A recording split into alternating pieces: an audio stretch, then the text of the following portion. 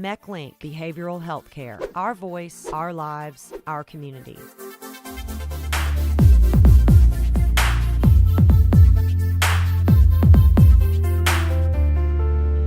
I would love to invite Ashley Jacobs up to the podium to give you guys a provider council update.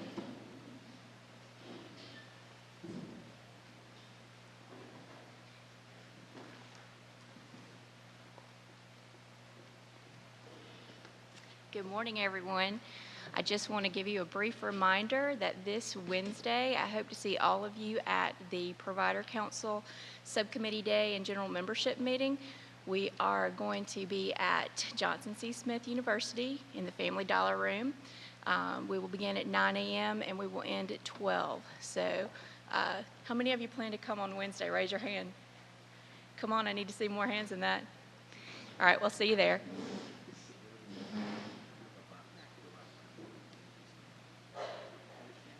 Next, Miss Sandy Dupuis with the CFAC. I couldn't find you. You snuck up the side. Good morning. Just wanted to give you a quick update on CFAC.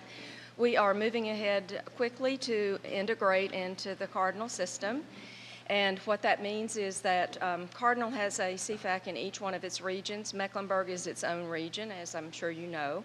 And so essentially our CFAC will continue as it always has. And we've chosen 3 members who will represent us on the corporate CFAC, and there are 3 members from each of the regional CFACs on the corporate CFAC. And we've tentatively chosen a member who will sit on this local governing board. So right now what we're interested in is for the commissioners to move forward and appoint that local governing body, which they have not done yet, so that we can get going and have our member represented there. There also will be an opportunity for another consumer to be represented on that board. We don't yet know what sort of process the commissioners are going to use to appoint people to that board. They have a process in place that they use to appoint people to all kinds of other boards, and so it makes sense they might follow that process, but we don't know yet. So we are urging them to move forward and let's get this going. So as soon as they do, we'll be a part of that and hopefully provide some influence there on behalf of consumers and you all too.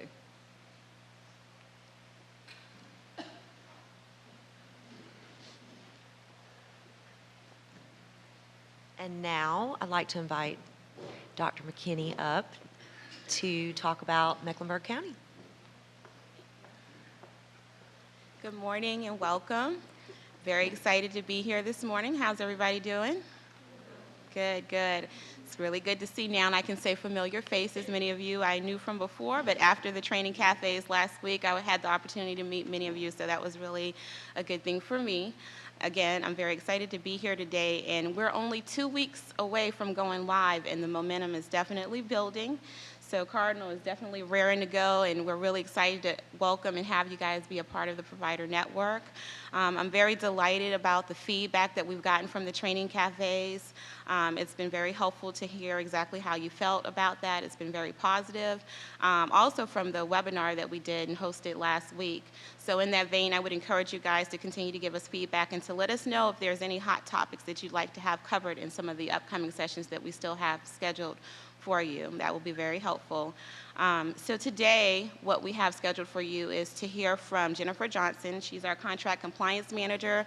She's going to talk to you and give you some updates about the onboarding process, and then she'll be followed by Dr. Keith McCoy and Christine Beck. Dr. McCoy is our associate medical director. Christine Beck is our director of utilization management, and they're going to talk to you about the child continuum clinical philosophy.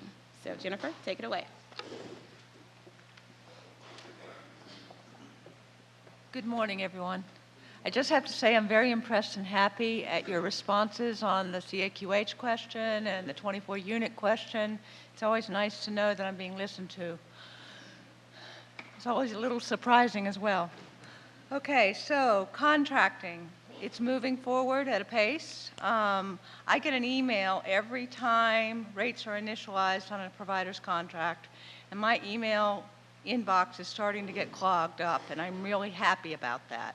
It is happening daily. Contracts are coming online. I'm going to talk to you about a few things that are an exception to that dynamic. One is we are getting some contracts back from providers that are signed, but with handwritten changes. So rather than going through the MeckLink transition email and saying, this is a discrepancy, it shouldn't be this way, you are instead writing in the change on your contract. I need to let you know that we will not countersign a contract that has handwritten changes. So when we see handwritten changes, what we will do is we will look at them and try to determine their nature. If it is simply a change of a mailing address or a tax ID, something that we can reach out to the provider and confirm, we will do so, and we will issue a new contract with the corrected information.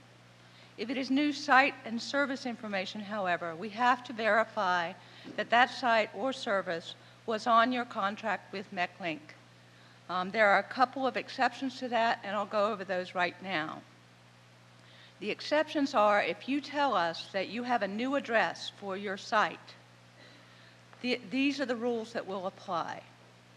If it is your only site, if it is the only site where you render services, if you've moved and you did not alert or MeckLink did not get the contract revised in order for that change to be made, we will make the change, because if we don't, you won't have a contract, and we don't think that's fair. But that is only for providers that render services at one site, and the new address will substitute for your old address. So you will continue to only have one site on your contract.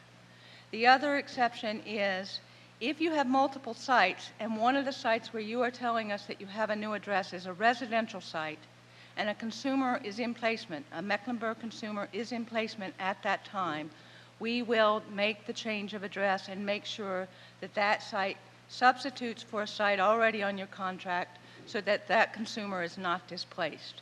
Otherwise, we will not be adding new sites or switching out sites at this point in time. We are trying to get everybody contracted, maintain status quo in the marketplace, and then we will move forward after a capacity study to make changes and adjustments. So those are the two exceptions to the new address issue. I also want to bring up for therapeutic foster care providers, we are trying to reach out to you as we determine who you are. We have a list of therapeutic foster care providers who have active auths, but there are other therapeutic foster care providers that do not have active auths that we're trying to identify you, because we recognize that MeckLink does not list all of the sites that you operate on your contract, and we want to find out what those sites are. And the rules that will apply to that contracting are as follows. You will be allowed to contract every site that is physically located in Mecklenburg County that you operate. To the extent you have homes outside of Mecklenburg County and those homes have a current Mecklenburg placement, they will come onto your contract as well. So if you have not gotten a contract, or you have gotten a truncated contract that doesn't have all your sites, you need to be contacting us using the MeckLink transition@cardinalinnovations.org email, and we will immediately, or as fast as possible, get in touch with you so we can get these contracts finalized. Okay, the other thing I want to cover, I'm going to read you a statement, one second, that I've been asked to read in connection with state funds. I'm reading it verbatim because I don't know any more than you do on this subject. It says, "We understand your concerns and have been working daily with Mecklenburg County to determine the best way to move forward with state-funded providers to ensure no gaps in service for Mecklenburg consumers and families. The complexity of the intermingling of county and state funding in Mecklenburg has made the contracting process very challenging. We believe we are very close to a solution, and we will contact each of these providers with additional information this afternoon or tomorrow. We will also provide information on our website." So that's what I have to say about state funding. Okay, I just want to remind people that if you have clinicians working for you who are not credentialed by MeckLink, you need to get them credentialed. There are instructions on our website. If you go to the For Providers page, there will be a drop-down that's credentialing and enrollment. You click it, and you will see a list of different applications that can be used for various contracting, and there is an LIP link. You click it, and you will see a few links. The top link contains instructions and every piece of paper you need to begin the credentialing process. Again, if your clinicians are contracted credentialed with MeckLink, they're going to come over automatically and be linked on an automated basis to your contract. That should be happening fairly soon. I know at the cafe there was a question as to whether we could verify for providers if clinicians are credentialed. Right now, we have enough data to be able to verify that a clinician is credentialed. We cannot yet, we don't have data yet linking those those clinicians to the providers. So we cannot verify that the clinician is credentialed in connection with your practice or agency. But we can tell you if they have good credentials with MeckLink at this point in time.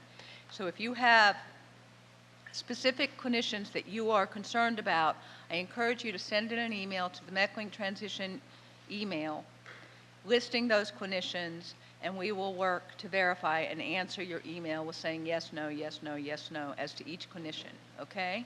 But we cannot confirm for you that they are associated with your contract by MeckLink.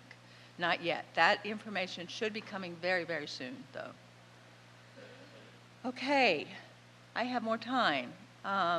We really wanted to wait for questions at the end, but if somebody has, I can take one or two if you have them right now, because I think I have about 5 more minutes on the clock.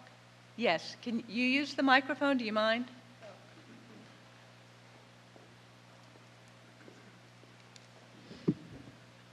Related to the therapeutic foster parents, you said that if they were out of county and had a child in the home, they could be included.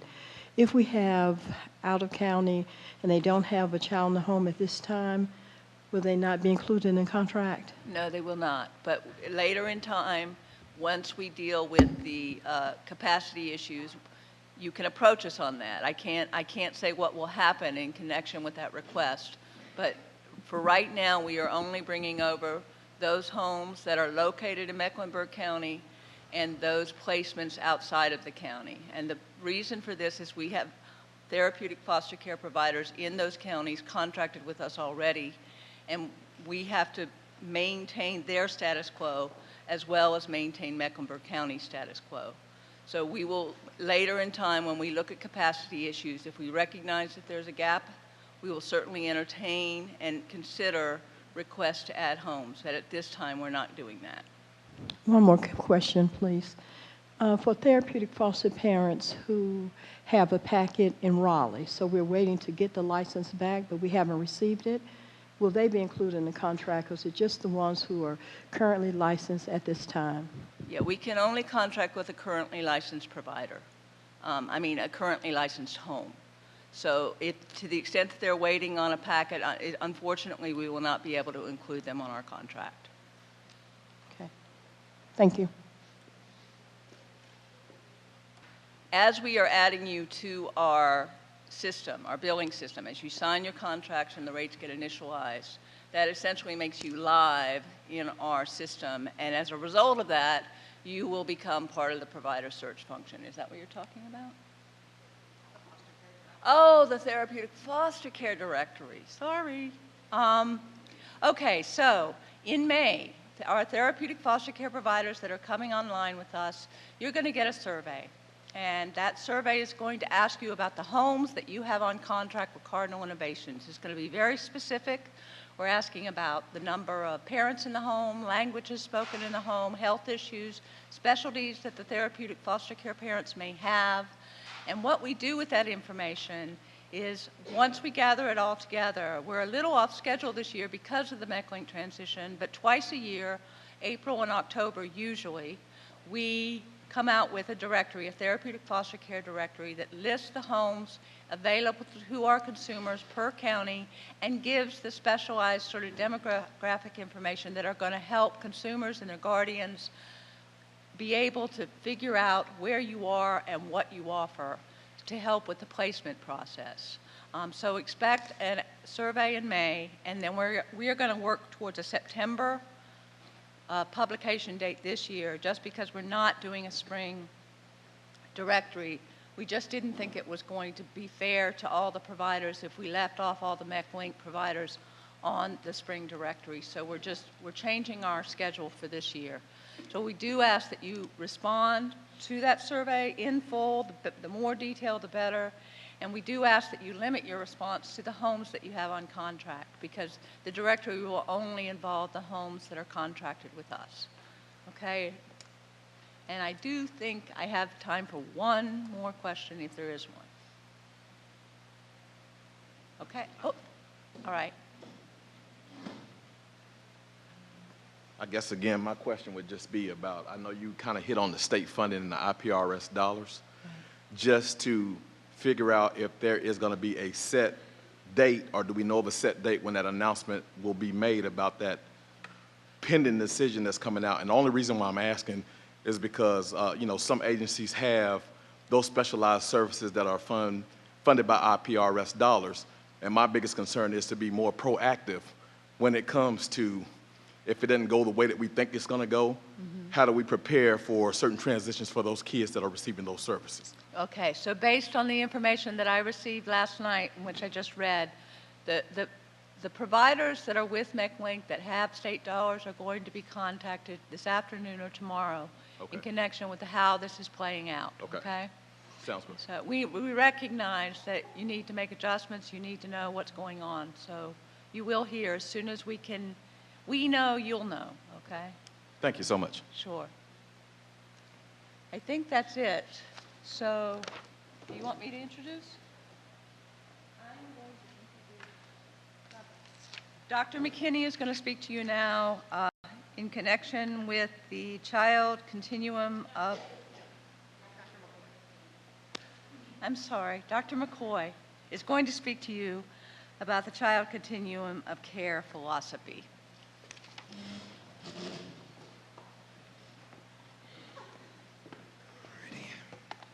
Good morning. All right, y'all, we're in church. Good morning. Good morning. Thank you. Is anyone else cold?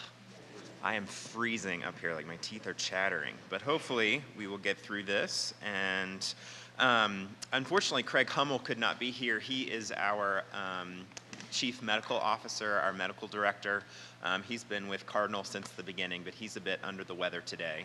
I am the Associate Medical Director. I historically have focused a bit more on our northern expansion counties, but I will have a role here in Mecklenburg, as Dr. Hummel will as well, and overseeing and ensuring just the overall quality of clinical care and the process as it pertains to Mecklenburg County. We're very excited for you guys to come on board. I'm assuming you guys have had enough training at this point. Are you guys feeling overtrained, appropriately trained?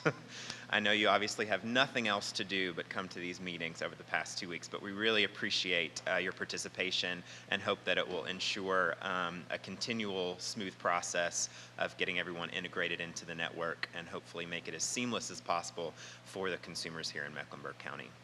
So I'm going to cover a little bit of the background clinical philosophy that we have at Cardinal, and then Christine Beck, who is our director, will talk a little bit more about the specifics of our child and adolescent continuum of care. Okay. So if we want to move on to the next one, anything we say doesn't really pertain to the other MCOs that you may be working with. This is just particular to Cardinal and our various regions. So we, over the past year and a half, have gone through a pretty comprehensive clinical design process. We do this about every 2 to 3 years because the nature of behavioral health care is such that there are new best practices all the time, and we want to make sure that what is going on nationally is reflected in our regional networks. So there are also particulars that are affected as the nature of the waiver may mature and change. But as you know, you've been operating under the 1915 BC waiver with Meck Link. One of the main tools that we have with the 1915 BC waiver is it gives us a real chance and opportunity to shape the network such that we can try to ensure, along with you, the most high quality services that we can. So we really want our network to be of the highest quality possible. And so that's one of the core tools that we have to make sure that our patients and our members get good quality care. So what is a high quality network? What are the things that we're looking for? And the key piece of that, sort of the most fundamental fundamental issue, is that we want to make sure that there is adequate access to services in the area. We want to make sure that our patients and our members can get access as quickly as possible, and that they can get access to the right level of care at the right time in the right place, okay? We want to make sure that the market is also financially sustainable, and this is one of the core reasons that you actually have a closed network, and one of the reasons that the state went to the 1915 BC waiver. Is the network needs to be financially sustainable. If you have 1,000 intensive in-home providers and you have 1,000 patients that need intensive in-home, each team is going to really struggle to survive, which means that each team out there who just has one patient each will not be able to actually have the revenue necessary to implement best practices. And so we have to make sure that the network is right-sized, is financially sustainable, and can thrive. We want to make sure that our network, regardless of the level of service or the type of service, uses best practices, evidence-based practices, or when those are lacking, sort of community-based standard best practices. We want to make sure that those best practices are used to achieve the desirable outcomes, and we'll talk a little bit more about what those outcomes are in just a few minutes. And then ultimately, we want to make sure that our network serves our members such that there is a reduced overall burden to society of the behavioral health condition. We understand often that that means that we on the behavioral health side might have to spend a lot more on a specific patient than perhaps we did beforehand.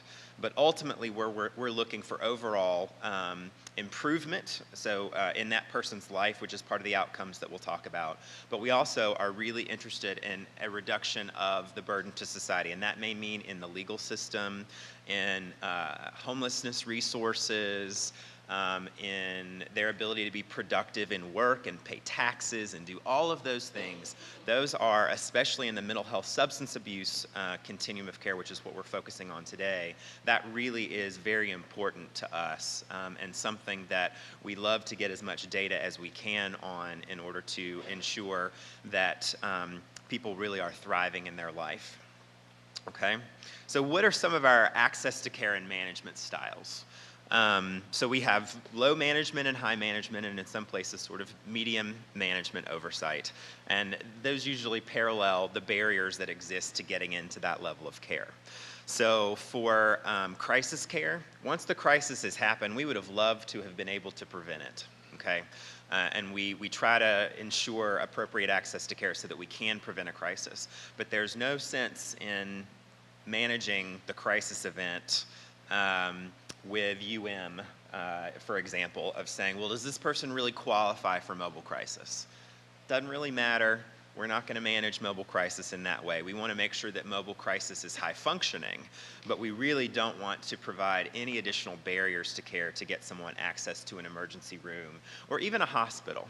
And so those levels of crisis care, we try to stay out of the way of up front as much as we can, and then more help on the back end to ensure that that high-risk member has the sort of resources that he or she may need in order to stay out of a crisis in the future. And then low barriers and management styles to lower levels of care. And this is going to be your basic services. Your access to high-quality assessment, your access to family, individual, and group therapy, your access to psychiatric services. We don't manage psychiatric services at all other than from a quality standpoint. Your patients can see a psychiatrist every day if they want to. We're going to make sure that that's medically necessary by doing data and analysis on the back end. and we obviously don't have enough psychiatrists for people to see a psychiatrist every single day. But that said, psychiatry is not a service that we're interested in adding barriers to. We feel like that it's a vital aspect of the service continuum. So basic therapy, psychiatric medication management, high quality assessments, you're not going to really hear much from us on other than in a retrospective way. And then those services that are in between crisis and basic services, those are the ones that we're going to get a little bit more involved in. Especially within the child's continuum of care, often that means that our members are at risk of being placed outside the home, which is a more highly restrictive level of care. And we want to make sure that that balance is there, that we're balancing that child's best interest, medical necessity, but also making sure that we're not being overly restrictive in the process. So that's why you're going to see some additional upfront prior authorization, those types of things for that level of care. Most of this should not be new to you. Though I don't know if MechLink was doing the 24 unmanaged basic services before you get into a prior authorization. But that's why we've set that at 24, is to try to manage that as little as possible. So if we're looking for a high-performing network, we're looking for high-performing providers. And over time, we'll get to know the Mecklenburg County region and the Mecklenburg County providers. And in our original 5 counties, there are certain core providers who we've known for a while and who we have monitored for a while and who we recognize use best practices and are getting the outcomes that we're looking to achieve and are consistently only asking for services that are actually medically necessary. And for those providers, there are certain services that we really back off on and say, you know, if instead of having to do another auth every 2 to 3 months, we may back off on that specific provider and let them have that off for 6 months. That happens over time, and again, we really have only started to implement those things in our Piedmont area. But our goal ultimately is, once we have worked together with our provider network to improve quality to a certain extent, to really start to move more towards a retrospective management process rather than a prior authorization process. So that's ultimately the goal that we would love to get to over the next 2 to 3 years within Mecklenburg County, would be more of a retrospective way of managing the network. So that's good for that. So resources, what do you have from us and what exists in the system so that you can make sure that you're really only asking for care that's medically necessary, and then also performing the services in such a way that are consistent with best practices. So we do have the state's guidelines. Christine's going to talk a little bit more about those. We have our own guidelines when it comes to service by service issues that we have expanded or at least explained a little bit more. We've actually gone through a process of, in our clinical design process, where we've taken every single service and talked about the intended population, the expected best practices that we want to be used for that, the expected outcomes that we want from that service, and our management style for that service. So eventually we're planning to get those uploaded online in such a way that you can access that stuff 24/7 in a very easy to use internet format. And we'll be trying to do that over the next 6 months or so. Part of our guidelines also include our clinical guidelines, which are they're recommended for adoption by our clinical advisory committee, which is made up of physicians and therapists and consumer advocates in our system to help define what the standard of care should be for our community. So a lot of those are going to be developed by the VA system, particularly for PTSD, or the American Psychiatric Association when it comes to schizophrenia. And that really is going to go through, like that schizophrenia one is about 200 pages of information that will help you understand what the expected best practices, prescribing algorithms, those types of things are. So we have that for dozens of different disorders, both on the DD as well as the MHSA side, and we certainly encourage you to utilize those when it comes to setting up your clinical process of care. We have the system of care system. You guys are used to that within MechLink. Christine will talk a little bit about what system of care is and how we utilize it. We have the care review process. Again, Christine's going to talk a little bit more about that, as well as care coordination. And then we also, one of the things that is so unique and we think so important about the 1915 BC waiver and the nature of organizations like Meck as well as Cardinal is the degree to which we are committed to integrating what we do with what your local community already does. And so we are constantly outreaching to the different housing resources, school systems, DSS, police officers, to make sure that there are appropriate trainings, screenings, interventions that can happen in those settings.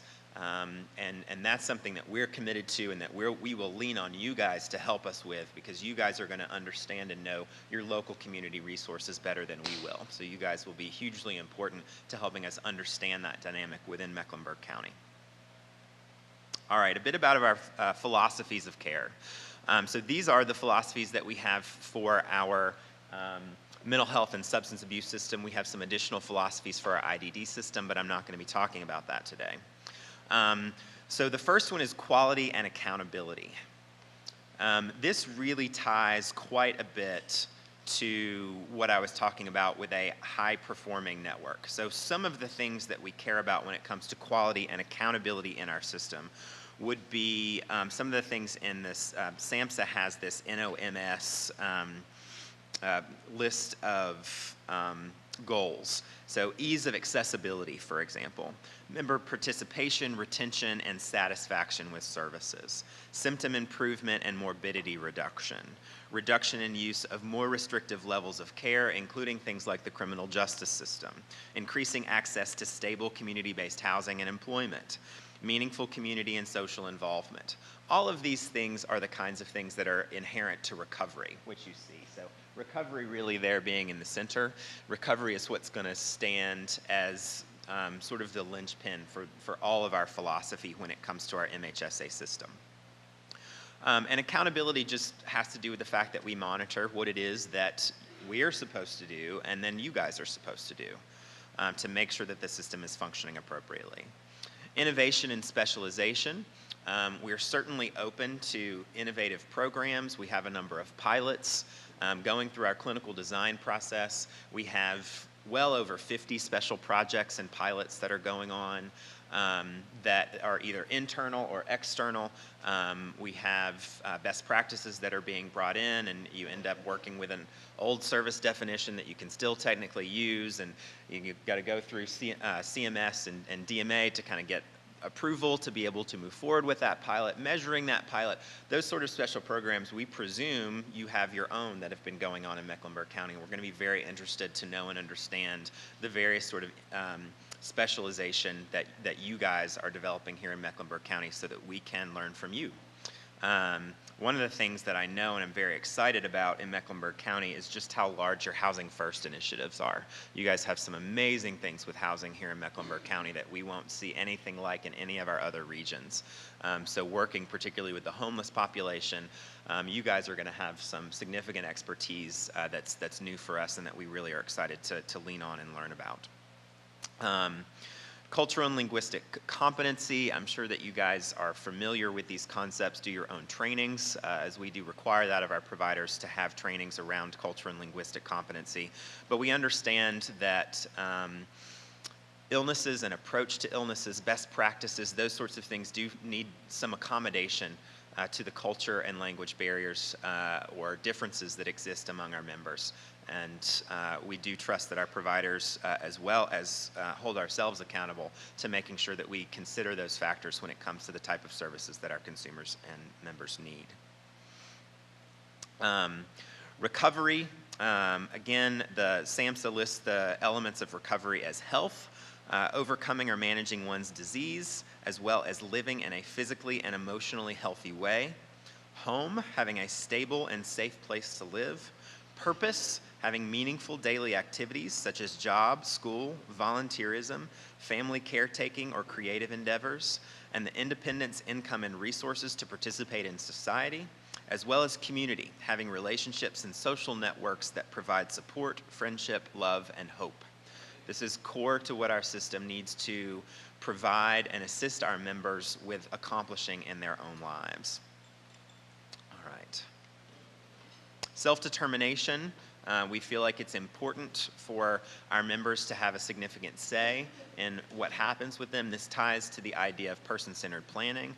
Obviously, that gets a little bit more complicated for our members who are not competent in the eyes of the law and have a guardian. But even in that case, it's important to try to assess what their preferences are when it comes to developing and implementing a treatment plan. Community-based least restrictive settings. I think that one speaks for itself. We want people in the lowest level of care that is safe for them.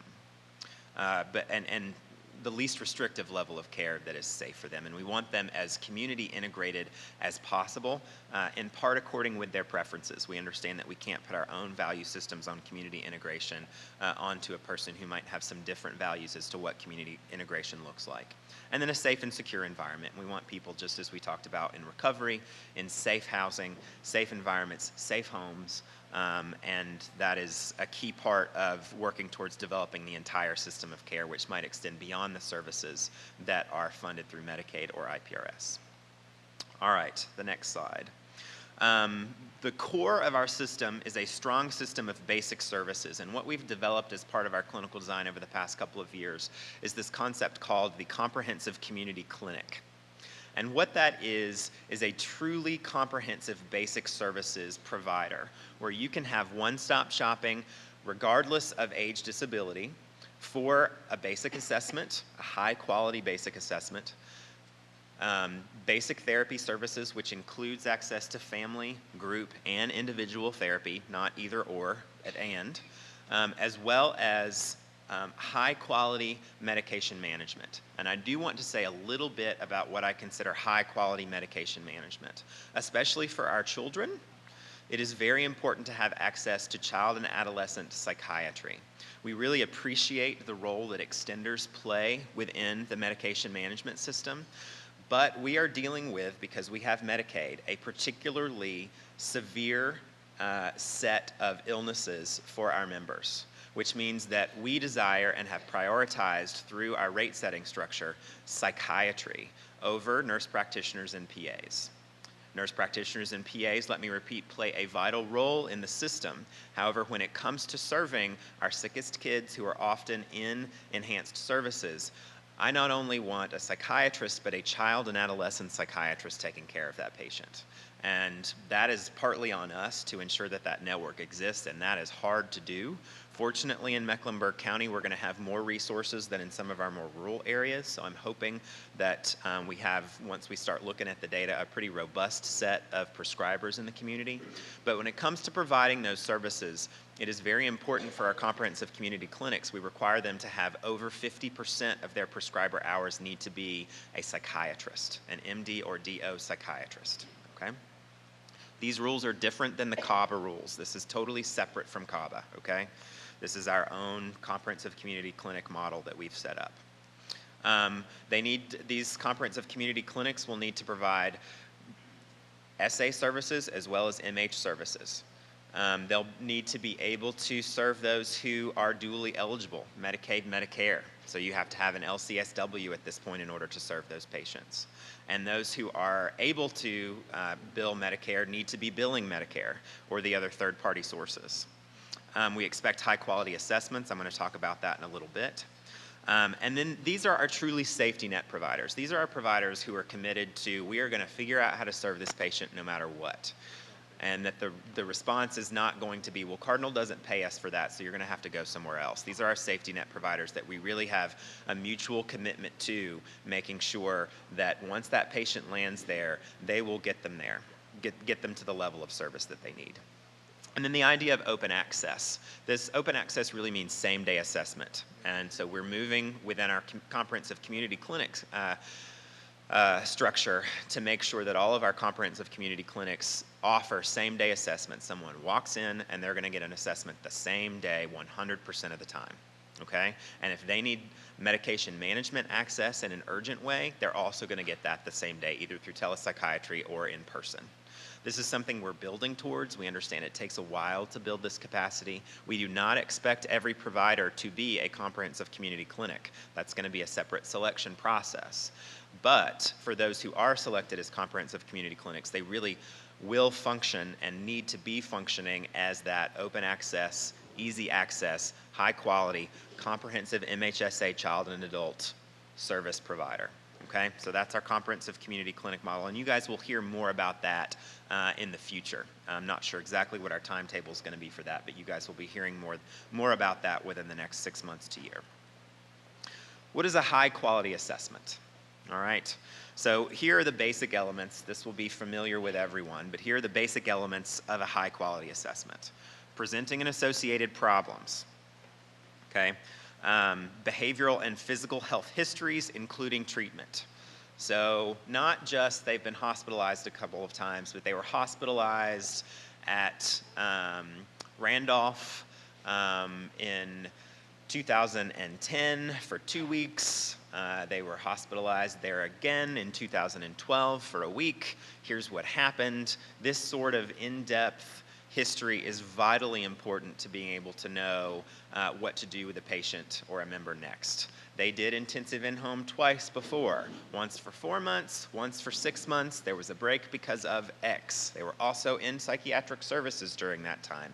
Here are the medications that they tried. Here was the effect. Here are the side effects.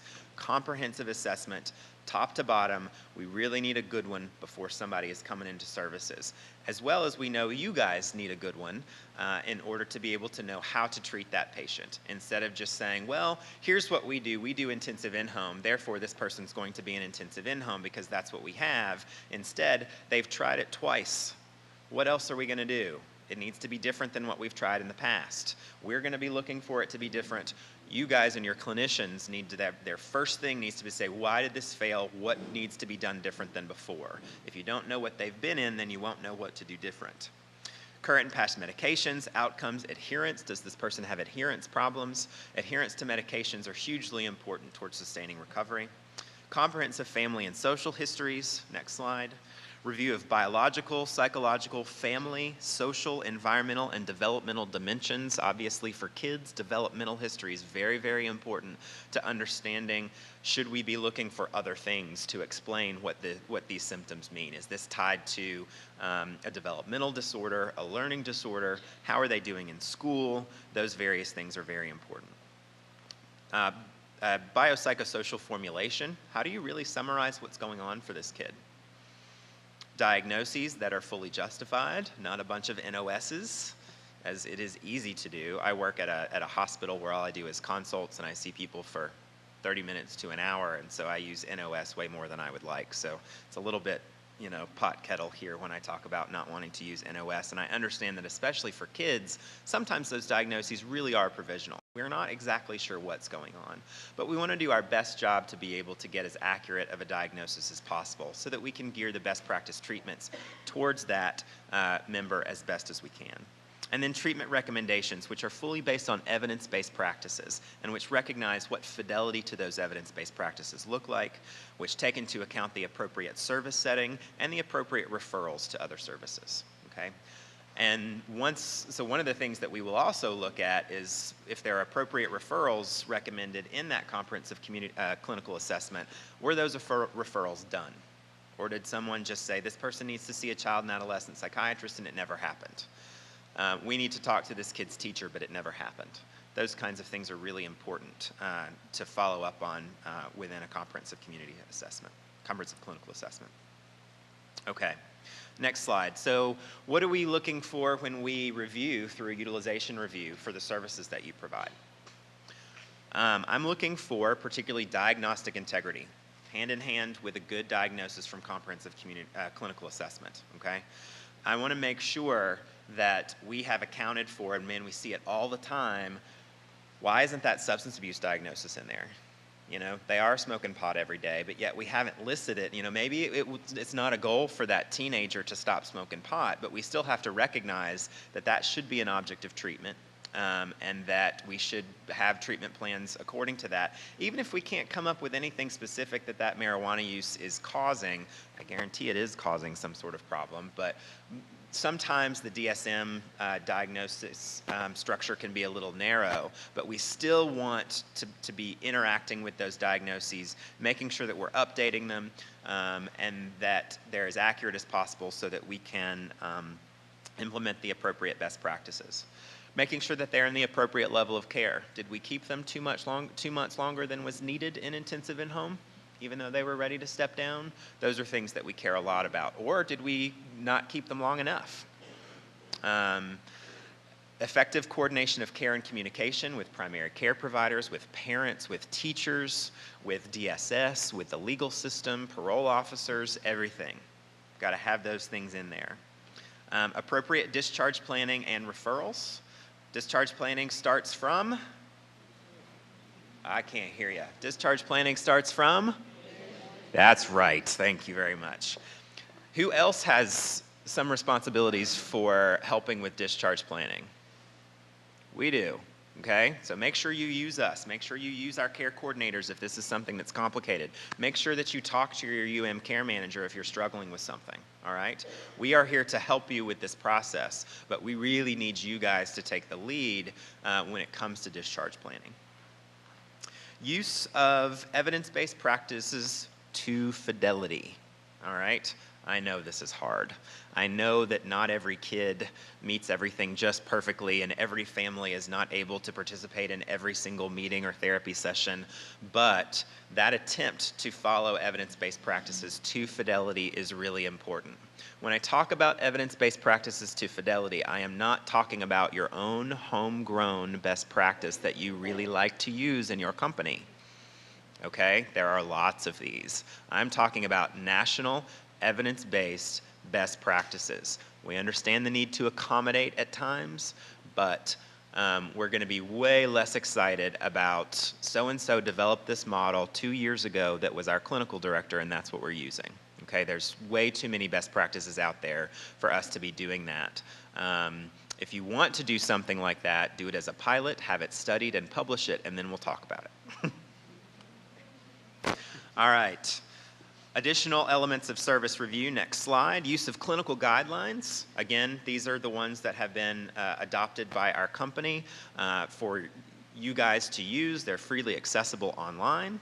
Measurement-based care. I'm going to talk about this a little bit more here in just a few minutes. This is really, really, really important. I can't stress it enough. Adequacy of informed consent, making sure that you have down everybody that you're going to need to talk to and that that patient or guardian has given you permission to do so. That said, HIPAA, when it's mental health issues and you are just coordinating care, do you need signed consent to talk to their psychiatrist? No, you do not. Don't ever have a psychiatrist call you and say, hey, did you get signed consent in order to have this person talk to me about their services? That's a waste of everybody's time, okay? You do not need, HIPAA does not cover coordination of care for people who are included in their treatment. It's good to go ahead and get it from a patient rights standpoint, but please do not delay coordination of care because you did not happen to get that signed consent and tell that psychiatrist, hey, I will talk to you once you get that signed consent in 2 months when that patient comes back in your office. Okay, that's bad care. Please do not ever do that, okay? You can have your risk management people come talk to me about that. But it's really important that we do coordinate care when people are in services with other providers. Substance abuse is a different story, okay? You have to have that signed consent for substance abuse, but not for mental health, okay? It's very important. I want you to be talking to other providers and not setting up new barriers to doing so. Compliance with all relevant service definitions and contractual requirements. So those are other things that we're going to look at when it comes to doing utilization review. All right, we're getting 2 more slides for me before Christine comes up. Core best practices. All right, what are the best practices that I think apply to all services, regardless of diagnosis or other things? First, measurement-based care. What does this mean?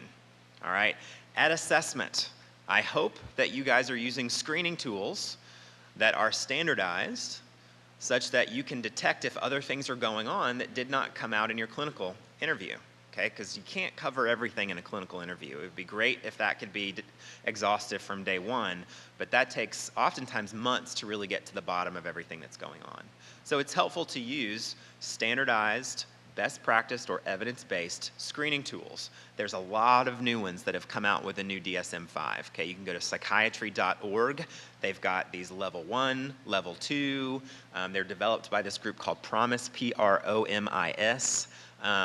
But you can click on them, and they've got these general screening ones, and then level 2 would be more about depression or anger or mania or other things. Everybody also knows some additional ones that are well established in the community, such as Connors, the Mania Rating Scale, those types of things. That PHQ-9 for alcoholism audit. Those are the types of things that we would expect to see with best practice usage. Moreover, we should be tracking these tools that are designed to track symptoms or functioning over time. And what that means is that if they're not getting better, what I want to see is changes in your treatment approach, okay? If they're not improving in their behaviors, their skills, or their symptoms, what are you then doing different instead of just trying the same thing over and over again? Very important to follow these tools that are standardized, best practice, and I only expect people to use the free ones unless your company decides to purchase one that's a bit more sophisticated. But measurement-based care is the way of the future for behavioral health care, okay? It's just like tracking somebody's blood pressure. If it's not getting better, then that beta blocker isn't working, and we need to try something else, all right? Same thing with depression symptoms, bipolar symptoms, schizophrenia symptoms, disruptive behavioral symptoms. Track them. When it comes to justifying intensive in-home, I would much rather see, we've been tracking this, we've been adjusting what we're doing, we're seeing some small improvements, here are the scores, but we need to keep going. That's great. As opposed to, Johnny got into a fight in school last week. That is important, but it only tells me what happened one day based on a very specific situation where someone may have attacked Johnny. Okay, I don't know whether or not that helps to continue to justify intensive in-home. I will know if we're tracking symptoms over time in a rigorous way, and you're able to say, he's been scoring XYZ on these measurements and slowly getting better, but we're not to the point where we feel like we can step down yet, and here's why. Okay, so measurement-based care, screening from the beginning, tracking further on, using these tools to help guide the care that you select and adjust the care that you're giving. Use of evidence-based tools, well, that one I just talked about. Coordinated care, that one's really, really important. Again, we talked about it as far as what we cover in UR, and clinical guidelines, evidence-based practice usage that we have online, those tools that we have posted for you, or additional ones that are national or state-based tools. And then core expected outcomes, and this is my last slide before I hand off to Christine. I'm interested in the things that those measurements will give you, which is improvement in symptoms, behaviors, and skills over time. Okay? We understand sometimes there's a limit. I can't expect my autistic, the autistic members to be able to be fully functional in every social way or conversational way if they have major communication deficits, okay? But we want to maximize people's skill set as best we can. And those goals, when it comes to outcomes, will be individualized. We understand that one person's not going to look like the other. This has to do with those goals and outcomes that are set for that particular individual. Improvement in quality of life. I know that a lot of the quality of life tools that we have really are encompassed in NC TOPS in North Carolina. I would love it if we could get to a really broad, standardized quality of life measure that we use across the state that helps us get into the nitty-gritty parts of what quality of life looks like. We really don't have that on the MHSA side, but we certainly are interested in you guys monitoring the quality of life of your patients, and if you can show that they're improving over time, that's really going to be helpful to you in the end. Reduction in total cost of care to society. Again, that includes things like being in social services settings, legal settings. It's not, we're not going to hound you because they're costing more on the behavioral health side. We understand that we have to spend more sometimes in order to spend less elsewhere. Sometimes people need to be hospitalized. It's the safest thing to do. I don't want to incentivize you to keep someone from being hospitalized just because it's going to ding you on your record. I need to come up with different incentives than that. Inpatient care is very appropriate at times. But we do want an overall reduced usage of higher levels of care, again, to the extent that is safe. And that's what we're going to be looking for. Okay? So that's what I've got. Christine Beck, our UM director, is going to be coming up. She knows the child system of care better than anybody I've ever met, so be sure to listen to her.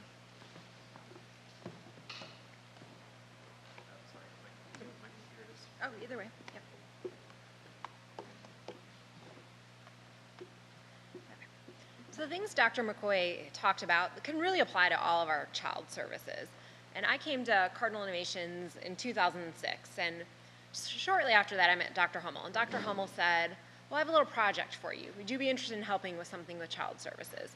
And I said, sure, no problem. And what we started to do at that point was we started to look at kids in residential level 3. That was kind of our starting point. And at that time, the original 5 counties, we had over 140 kids in level 3 residential. And when we started looking at some of these kids, some of them had been in there 3, 4 years. So these have no longer become short-term treatment options for these children. These have become their homes and placements, and they weren't necessarily seeing families. There was no discharge planning occurring on some of these, so that was kind of our starting point.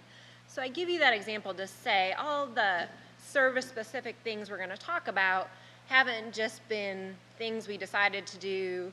We've researched them, we've really looked at them, we've involved families in discussion, we worked with providers, and over time what we've really moved to is all the things that Dr. McCoy talked about, improving our quality of services, improving our continuum, discharge, less restrictive services, really trying to get that, for our consumers, because what we know is people do better, they want to be normal, they want to live in the community, they want to have contacts with their families, and so the less we can institutionalize people and the more we can have that, the better outcomes overall we can have. So we're going to start with kind of our outpatient, and some of this will look familiar. Dr. McCoy talked a little bit about our outpatient services and that we get 24 unmanaged sessions. And again, that wasn't a number that Cardinal just kind of picked out of the hat. What we looked at was, on average, how many sessions do children receive and adults receive? And the average outpatient session, no matter how much we authorized, I could authorize 50 sessions, and it's still, on average, people use between 7 to 9 sessions. And then we kind of started looking at what's a sufficient amount of outpatient. If someone's actively engaged in treatment and they're able to kind of transition and go to kind of maintenance, when does that occur? And so doing some research on our data, we kind of came up with this number of 24. And that's why we authorize, so we get the question a lot, can Cardinal give me an authorization just from the beginning? I like to have an authorization when I start services. We really want to manage, just like Keith talked about, when we need to manage the services. So for those first 24 visits, we want the providers to really be getting to know the consumers, reassessing, using the screening tools as they need to. And then when you're going past those 24 sessions, you're kind of getting to those consumers that are outliers, that have higher needs. And what we really want to be looking at that point, and why we manage those on the UM side at that time, is, are you using evidence-based practices? If they're not improving, have you made changes to your strategies and intervention? So we can really look at that. Is this the right level of care? Do we have alternative services that we can pair with those outpatient? Maybe they could get maybe it's a Medicaid consumer who could benefit from respite services. If we gave that parent a break, periodically, could we stabilize that family situation a little better? Is it someone with a comorbid diagnosis that we really need a therapist that has a little more experience and training in working with that population if we see them not getting better? So these are just some reminders that we've talked about, about the 24 and the unmanaged and the psychiatric services. We request that people think not in terms of, I need to build this code, but how many times do you think you're going to need to see this family?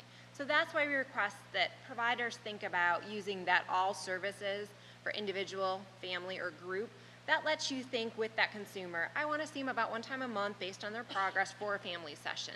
because we know when that family walks in your office to do therapy, you may not know that they just had a crisis yesterday, or things may be going smoothly, and you see them for half an hour. You see them for an hour. You know, that changes, and that's hard to predict up front. And so it just allows you more flexibility. And again, we're going to ask about those evidence-based practices for outpatient. So then as we kind of move up our continuum, we look at those more enhanced services for children that have therapy components included.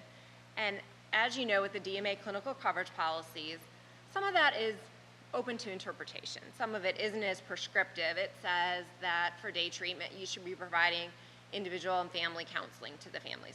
So what does that really look like? And that's where really our philosophy kind of comes in. We're looking to see that those child's needs are being met. And that may be different for child A than child B. You know, one child, you maybe meet with that family several times a week to really help establish that. For another family, that maybe once a week may be sufficient. It just is really going to depend. And we also understand that for some of our families we work with, engaging them in treatment, making those initial connections takes longer than in other situations. So we're really looking at everything on an individual case-by-case basis. Using intensive in-home as an example, so the clinical coverage policy requires that to be a 2-hour minimum of service. But it also requires it to be available 24/7, it to be available for crisis de-escalation, it to be available to provide therapy, to do skill development, to coordinate with the school. And so we're really looking at that service holistically. So on occasion, what you'll see on the UM side is we ask for copies of your notes, especially if we see the consumer not making progress, you're continuing to request authorization. And things that are going to be kind of red flags on our end is if I look at the notes in every date of service, it was 2 hours. I saw them for 2 hours every single time. That's concerning to me because we know with intensive in-home, you may have that phone call. You may have that phone call just to check in a day you're not seeing them, or call to the school. That may take 10 to 15 minutes. So you're going to do a note, you're going to reflect that that was something you did, but that's not necessarily meeting that billable threshold. Then there's going to be those days you go out for your regularly scheduled session with that family, and they're in crisis. And 2 hours becomes 3 hours, becomes 4 hours, and you're really spending the afternoon. You do some follow-up phone calls.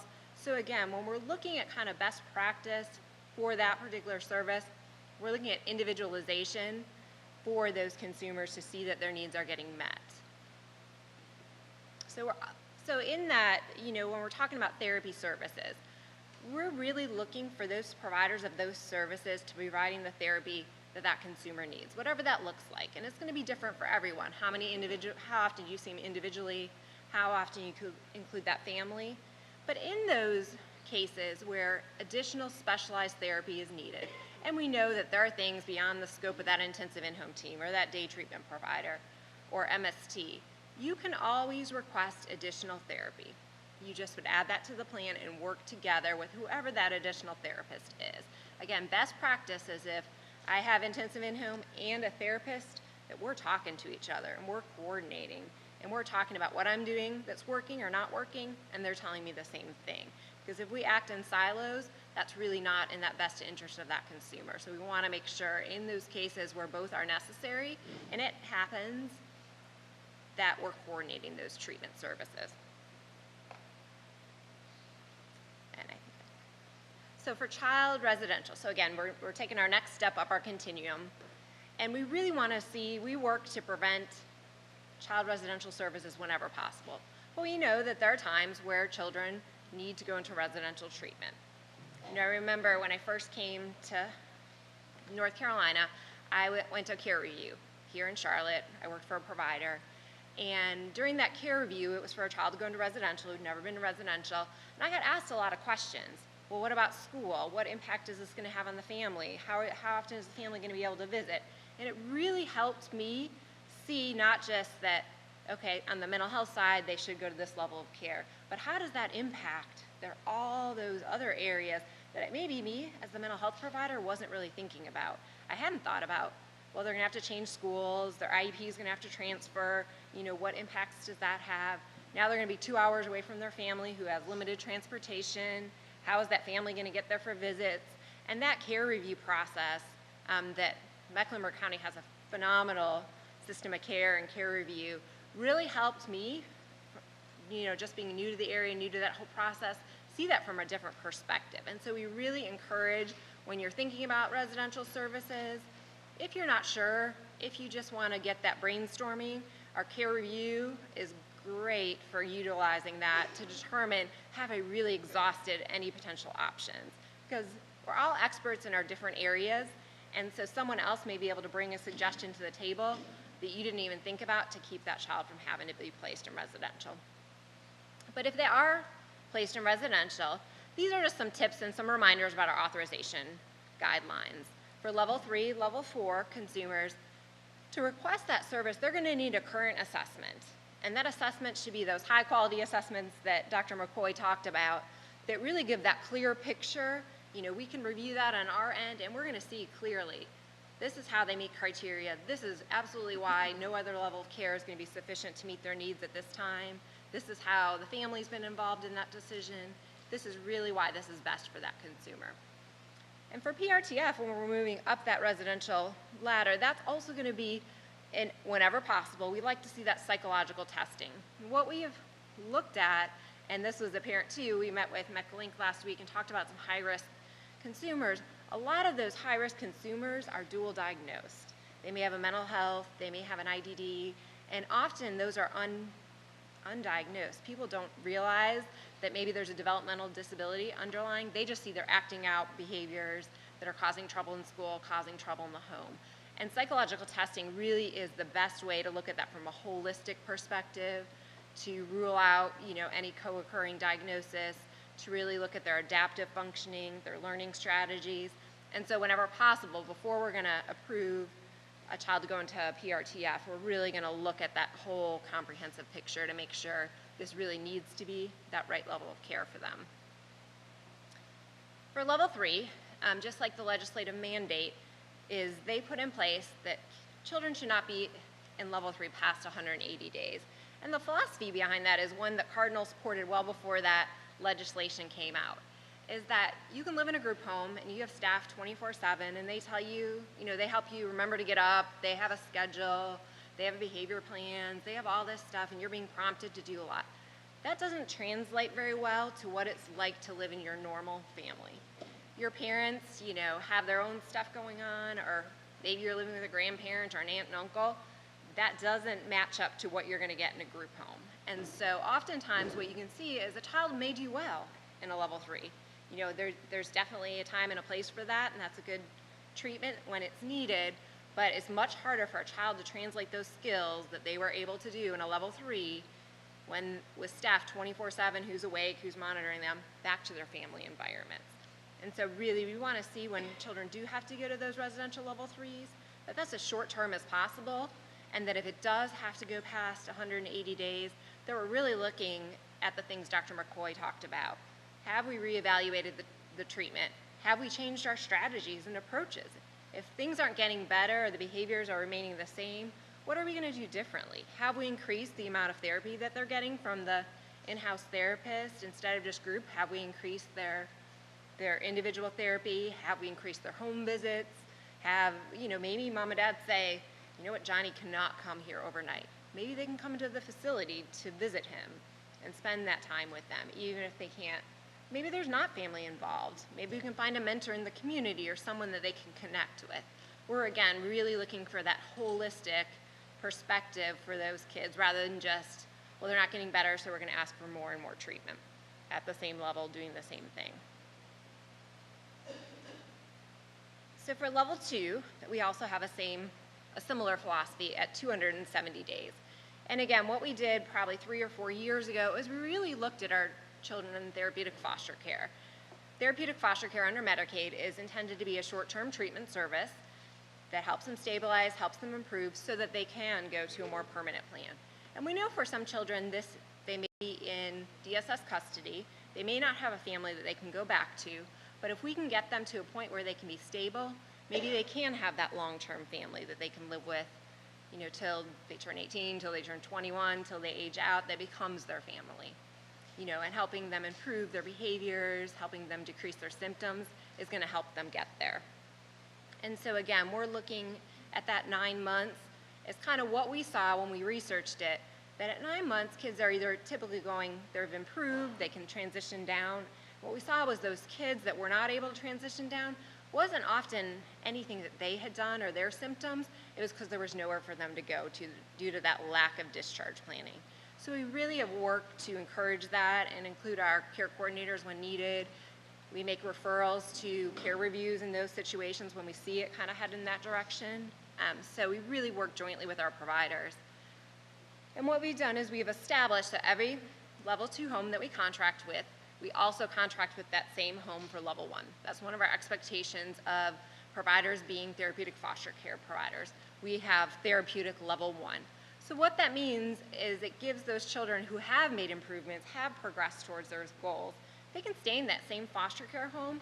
It just means they've improved and they need less intervention and less oversight, and maybe they can have a little more freedom and independence. And so that's kind of at that 9-month mark what we're looking to see. So within our residential treatment, we've kind of outlined specific expectations related to therapy, because we feel like if a child has symptoms at a severity, if they're going into residential treatment, therapy should be a key component of that treatment. So for therapeutic foster care, obviously that's going to be authorized separately in addition to outside the therapeutic foster care agency. That certainly can be within your agency if you offer that, or it can be with another provider. But the goal is for that to be someone that can meet the needs of that child. If that child has specialized needs, maybe they have trauma, maybe they've had a significant history of trauma and they really need that trauma-focused treatment. We're looking for that therapy to be with a therapist that's gone through that full collaborative related to trauma. The 10-hour online course related to trauma-focused treatment, cognitive behavioral therapy, that's great. That's a good overview that introduces you to the model. But what we're looking for as evidence-based practice is really people who've gone through that full learning collaborative, that learning, for that year supervision. So that's really what we're going to be asking you about when you're referring a child with trauma to therapy. Family therapy is also a key element in the transition planning. I've heard on a regular basis, well, they're not ready for family therapy yet. We're going to do individual for a few months or maybe 6 months. We'll do family therapy when they're ready to go home. And I would strongly encourage everyone to kind of look at that. If that's what's being said, why can't they do family therapy from the beginning? This family is going to be important to them. This is who their connection is. Even if there were problems in that home, that family needs to be engaged in that therapy from the beginning of treatment. So if you're a level 2 provider and you're sending a request and we know there's family, we know there's a plan for them, even if it's not to go home and live with their family immediately, but at some point have that family involvement and there's no family therapy occurring, we're going to be asking you about that. We're going to ask why this child is not going to family therapy.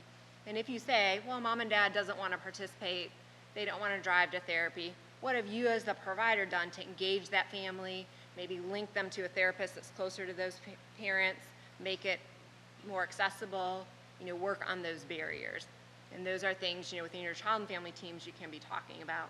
And letting us know when those barriers exist, because again, we can get our care coordination team involved to help with that. We can get our system of care teams involved to help with those things.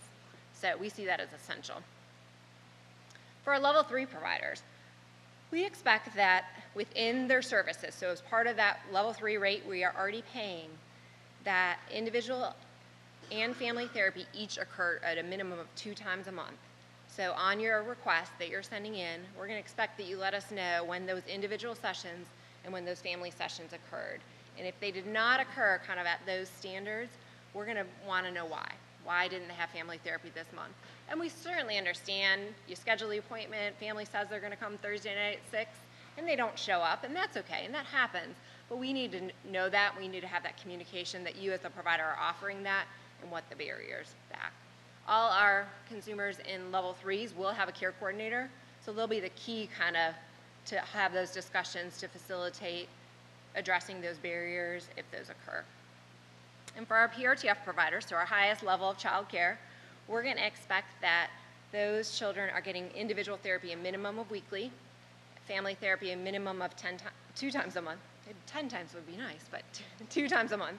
And then that they're getting those psychiatric services face-to-face weekly in those settings. or as needed. So again, these are kind of our minimum expectations, our minimum clinical standards, but certainly we want to see the needs of the children being met. That means they need individual therapy 2 times a week. They need to see that psychiatrist daily in that PRTF to help them stabilize. That's really what we're looking for. What does this child need, and how do we meet those needs to the best of our abilities?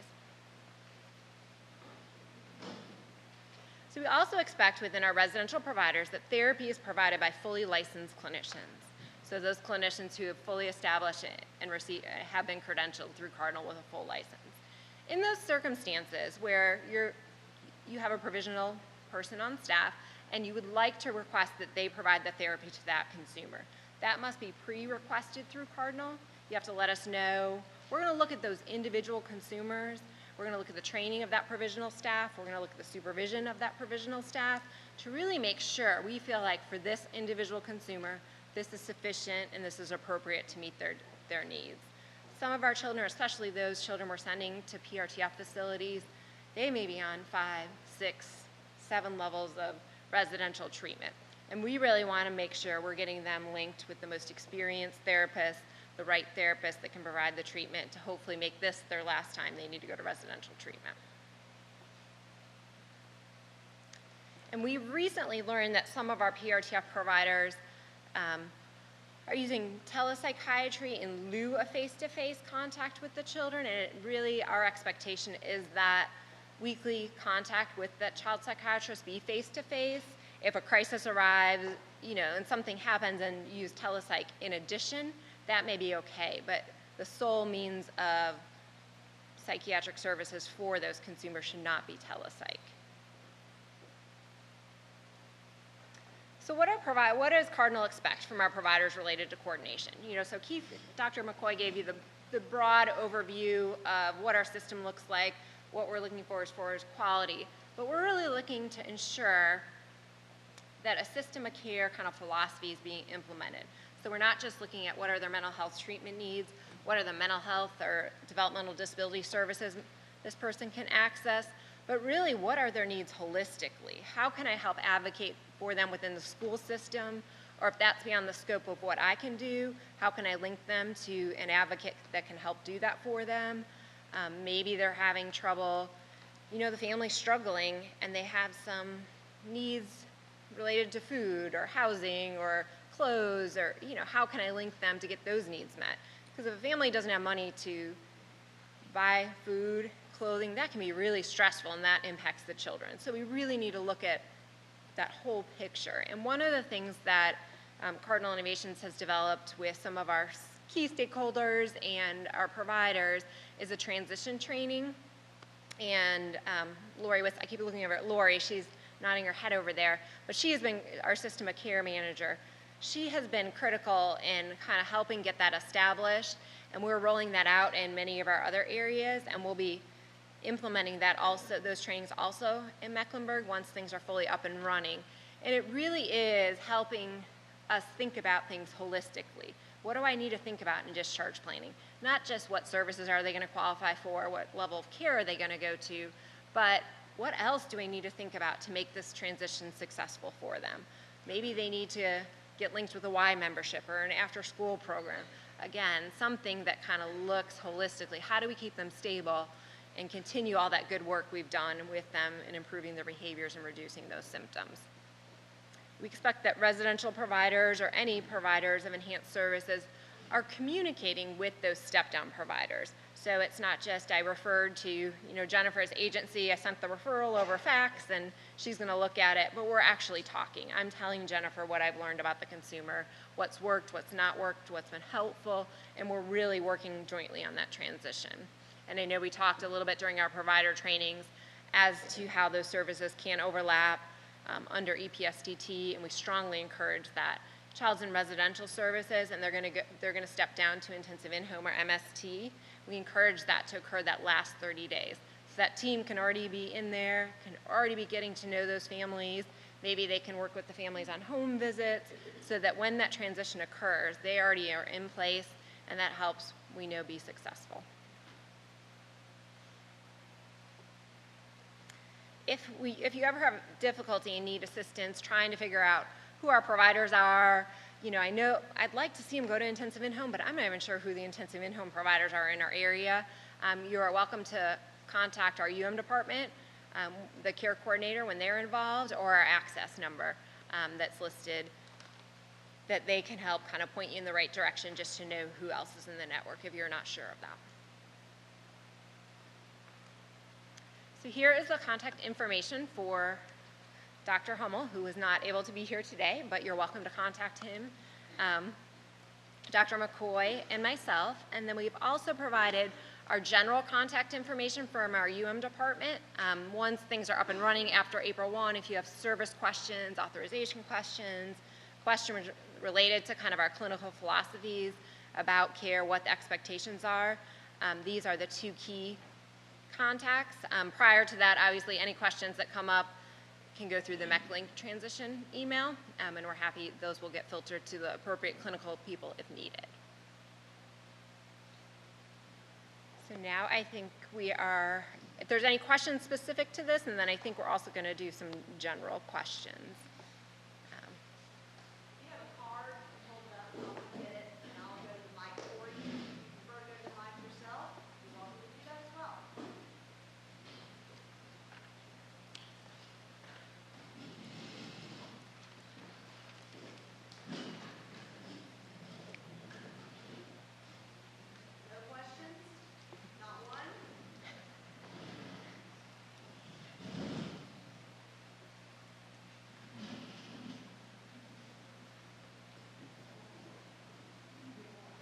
Sure.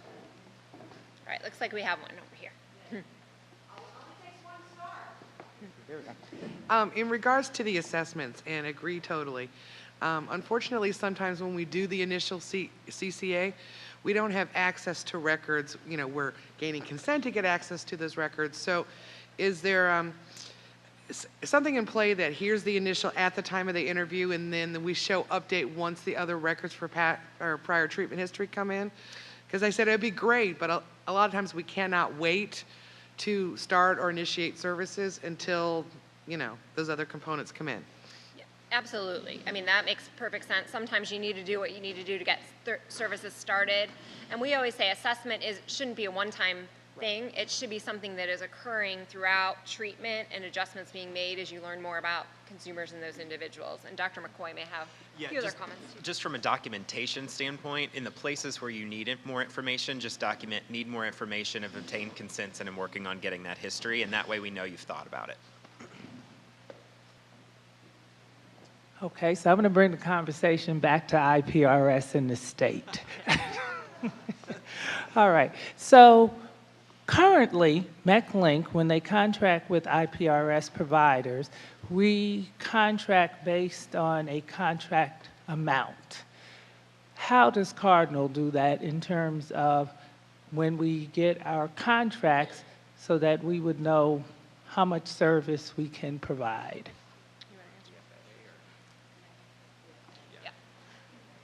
So in general, what Cardinal does is a designating funding agreement. You'll hear it referred to as a DFA. So I can't really speak to specifically what will happen between today and tomorrow, but typically at the beginning of the fiscal year, so in July, it's usually in June, we will give providers their DFAs, and we typically have done them in 6 months, so we can reevaluate halfway through the year where we're overspending, where we're underspending, and reallocate money as needed to the services we fund under IPRS.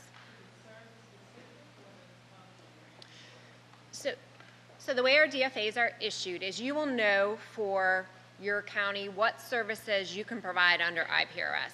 So you may have 3 services in your contract for IPRS, and your designated funding agreement covers those 3 services. So it can be any kind of combination. You may have a residential service, you may do some outpatient. So we don't limit, you can spend $20,000 on residential and $10,000 on outpatient. It's here's the 3 services you can do up to this maximum amount, and it should cover. And then our expectation essentially is that providers plan for that, thinking forward of treatment, so you kind of allocate and budget. So I know if I take a consumer in, that I can serve them through the end of the fiscal year. I'm not going to say I'm out of money in halfway through and I have to, drop them from services, that's planned out and budgeted within each agency. So right now, and again, hopefully in the next day or two, we'll be able to talk about that more specifically to your provider agency, but there'll be an initial plan for April, May, and June, so to get us through this last quarter, and then there'll be a separate plan for the next fiscal year. So there'll kind of be two different scenarios with that. So what we're talking about, you'll know today, between today and tomorrow, is the plan for this last quarter of this fiscal year. Hi. I wanted to ask, it's my understanding at this point that the alpha information will be available on Provider Direct the 24th, is that right? Partially. So as of the 24th, providers who have signed their contracts and done their trading partner agreements will have access to the Provider Direct system. What you will be able to see at that time is the consumers that have transferred over your agency and request new authorizations. So you'll be able to submit TARs, treatment authorization requests, for anything 401 and after. It will not be until April 1st that you're actually able to see all the authorizations we've transferred in. We're waiting until April 1st so we get everything up through 3/31 that's been done by Mecklink to transfer that into the system. Okay, if we see information, if we see that information is missing or incorrect, who do we contact? Client information or provider information?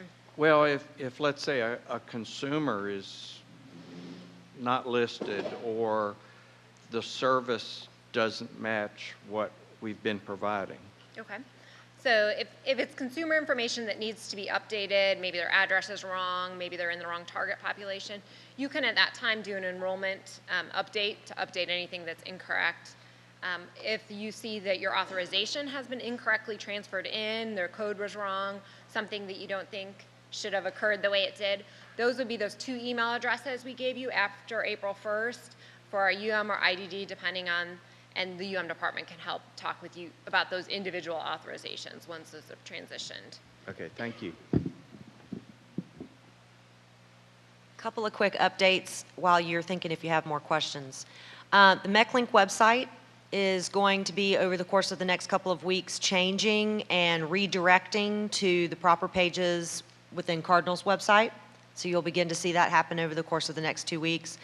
Also, from social media standpoint, if you're following Mecklink in Twitter or Facebook, we would encourage you to go over and do the same with Cardinal. The Mecklink Facebook and Twitter will be gone with the rest of us on March the 31st. So please go over to Cardinal. Their Twitter is Cardinal IHS. And then, of course, you can find them on Facebook as well. So those are just two quick website and social media updates. Any more questions? And if you have cards, just make sure you fill them out fully, and we'll make sure they get to the right place.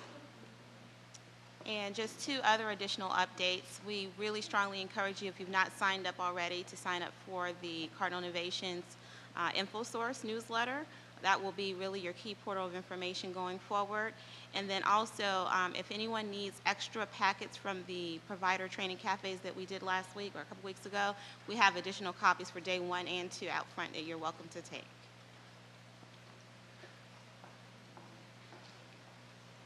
And if there's nothing else, have a great day. Mecklink Behavioral Health Care. Our voice, our lives, our community.